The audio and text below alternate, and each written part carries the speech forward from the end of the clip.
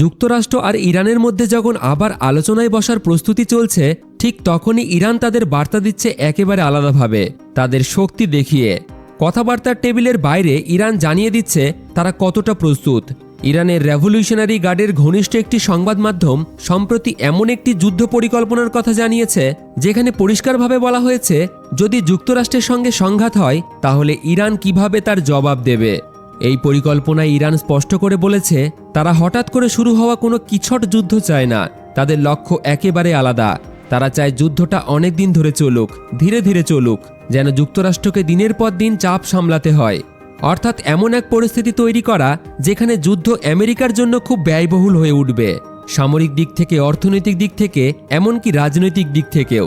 পরিকল্পনা অনুযায়ী যদি যুক্তরাষ্ট্র ইরানের পারমাণবিক স্থাপনা বা সামরিক ঘাঁটিতে হামলা চালায় তাহলে ইরান একসাথে অনেক মিসাইল আর ড্রোন ছুড়বে। এতে উদ্দেশ্য একটাই, আমেরিকার আকাশ প্রতিরক্ষা ব্যবস্থা যেন একেবারে সব আক্রমণ ঠেকাতে না পারে। একদিক থেকে নয়, একসাথে অনেক দিক থেকেই চাপ তৈরি করাই তাদের কৌশল। শুধু ইরানই নয়, এই পরিকল্পনায় তাদের মিত্র গোষ্ঠীগুলোকেও বড় ভূমিকা দেওয়া হয়েছে।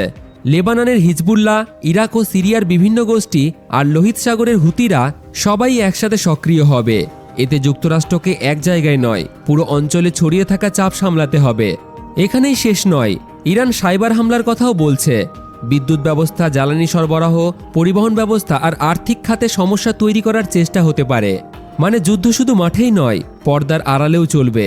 সবচেয়ে বড় চাপের জায়গা হলো হরমুজ প্রণালী। এই জলপথ দিয়েই বিশ্বের সবচেয়ে বেশি পরিমাণ তেল আর গ্যাস পরিবহন হয়। ইরান ইঙ্গিত দিয়েছে প্রয়োজনে তারা এই পথে জাহাজ চলাচল বাধা দিতে পারে। এর প্রভাব শুধু একটি দেশের উপর নয়, পুরো বিশ্ব বাজারে পড়বে।